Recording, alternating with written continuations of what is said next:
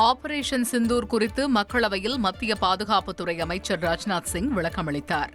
பஹல்காம் தாக்குதலில் உயிரிழந்தவர்களுக்கு இரங்கல் தெரிவித்த ராஜ்நாத் சிங், ஆபரேஷன் சிந்தூர் நடவடிக்கை இந்திய ராணுவத்தின் வலிமையை பறைசாற்றுவதாக கூறினார்.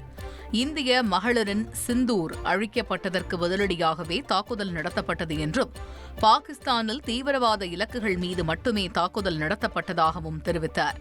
பாகிஸ்தான் தாக்குதலால் இந்தியாவுக்கு எந்த ஒரு பாதிப்பும் இல்லை என்றும், ஆபரேஷன் சிந்தூரில் பாகிஸ்தானைச் சேர்ந்த சாமானிய மக்கள் யாரும் குறிவைக்கப்படவில்லை என்றும் கூறினார்.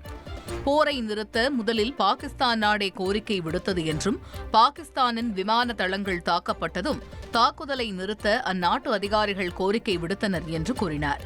வெறும் 22 நிமிடங்களில் 9 பயங்கரவாத முகாம்கள் துல்லியமாக தாக்கி அழிக்கப்பட்டதாகவும், 100க்கும் மேற்பட்ட பயங்கரவாதிகள் கொல்லப்பட்டனர் என்றும் ராஜ்நாத் சிங் தெரிவித்தார். கொல்லப்பட்டவர்கள் ஜெய்ஷ்-இ-முகமது, லஷ்கர்-இ-தொய்பா, ஹிஸ்புல் முஜாஹிதீன் அமைப்புகளைச் சேர்ந்தவர்கள் என்றும் தெரிவித்தார். ஆபரேஷன் சிந்தூர் நடவடிக்கையின் பொழுது இந்தியா எந்த அழுத்தத்திற்கும் அடிபணியவில்லை என்றும், முப்படைகளின் அசாத்திய ஒருங்கிணைப்புக்கு இது ஒரு சிறந்த உதாரணம் என்றும் தெரிவித்தார்.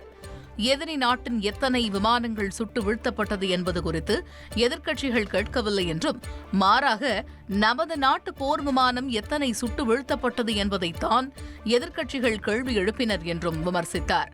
இந்த விவகாரத்தில் எதிர்க்கட்சிகள் கேட்கும் கேள்விகள் நாட்டு மக்களின் மனநிலையை பிரதிபலிப்பதாக இல்லை என்றும் தெரிவித்தார்.